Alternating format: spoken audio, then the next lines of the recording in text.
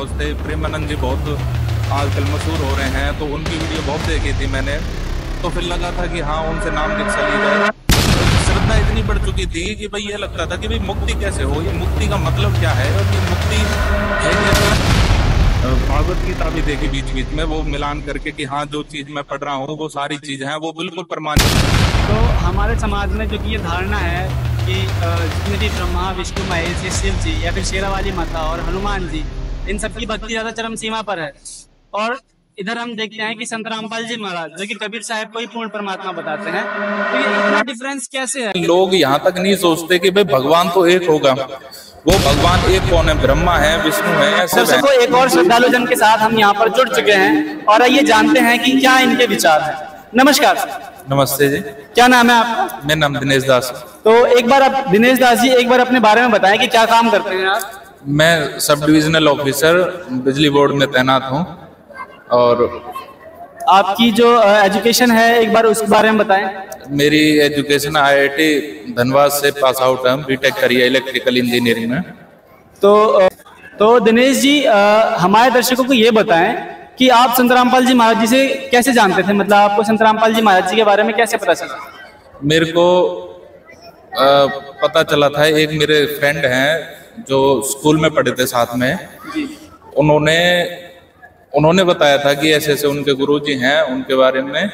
तो एक बार मैंने फोन करा था उनसे, तो पूछा था। उस टाइम मेरे क्या हुआ था कि थोड़ी श्रद्धा बढ़ने लगी थी।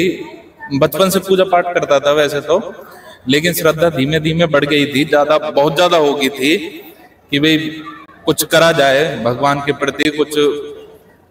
तो क्या हुआ था, फिर ऐसे ही मैं जानने लगा था, वीडियो देखता था। और भी संत है बहुत थे, प्रेमानंद जी बहुत आजकल मशहूर हो रहे हैं, तो उनकी वीडियो बहुत देखी थी मैंने। तो फिर लगा था कि हाँ उनसे नाम दीक्षा ली जाए। फिर ऐसे ही थोड़ी और प्रेरणा हुई, फिर मैंने अपने फ्रेंड के पास कॉल करी थी। तो मुझे पता था कि इनके गुरुजी भी हैं रामपाल जी, ये पता चल गया था जब नौकरी लगी थी मेरी 2018 में। तो उसके बाद एक बार मुलाकात हुई थी। फिर मैंने बाद में अब कॉल करी थी पिछले साल करीब अक्टूबर में, तो उन्होंने यही बताया था कि ऐसे ऐसे पूछा था कि भाई तुम्हारे गुरुजी क्या बताते हैं, ऐसा ज्ञान पूछना था कि भाई तुम्हारे ऐसे क्या गुरुजी बताते हैं। तो उन्होंने मेरे को जो बताया वो मेरे को कहीं सुनने को नहीं मिला था।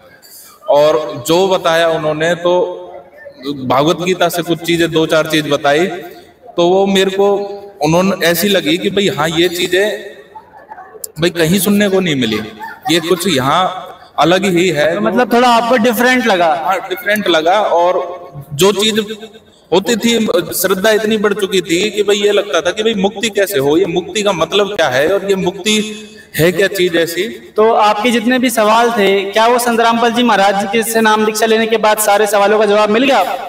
हाँ वो पहले ही मिल गया था। तो मैंने एक बार उनको फोन करके ये भी कहा था कि भाई मेरे को ये बताओ, वो पुस्तक देख ली थी मैंने किसी के पास की, ज्ञान गंगा कोई पुस्तक है, और उसके मैंने शुरू के सब्जेक्ट वो टाइटल से होते हैं वो पढ़ लिए थे कि भाई ये क्या क्या है। अब उनको पढ़ने के बाद वो दिमाग में रखी रहे कि हाँ कुछ अलग है उसमें।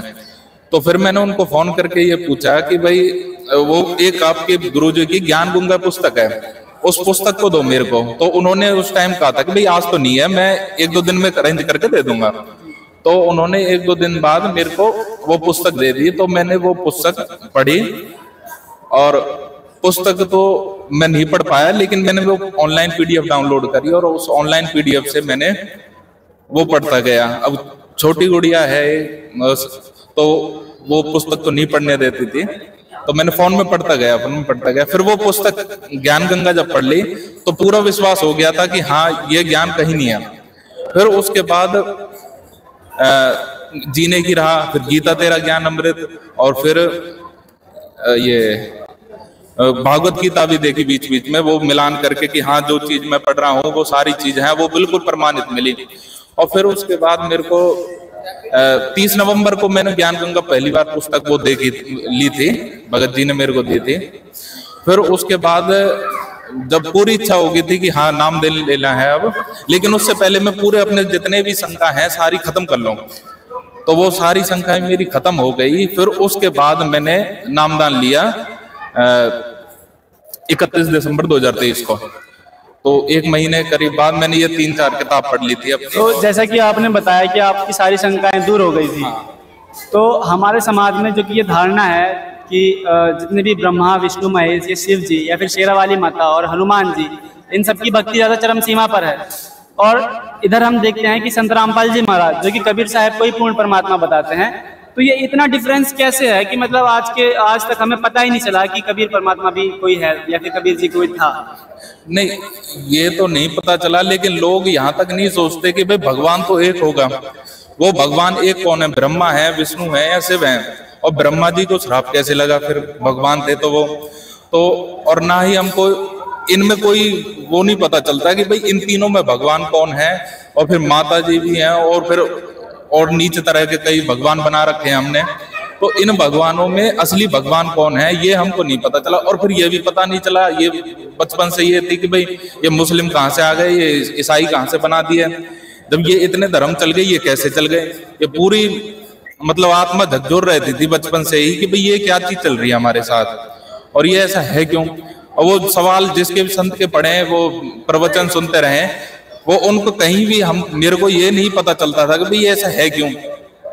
वो बस नाम ले लो और ये कर लो, राधा नाम। तो मतलब इस चीज के बारे में बताइए कि जो हमारे समाज में धारणा चल रही है कि ब्रह्मा विष्णु शिव जी और क्या कहते हैं दुर्गा जी या फिर हनुमान जी जो हैं, इनको सुप्रीम माना जाता है। और संत रामपाल जी महाराज जी एक तरफ बताते हैं कि कबीर भगवान है। तो ये ज्ञान का जो है वो इतना अलग डिफरेंस कैसे है, मैं ये पूछना चाह रहा हूँ आपसे। ज्ञान का डिफरेंस जो है वो हमारे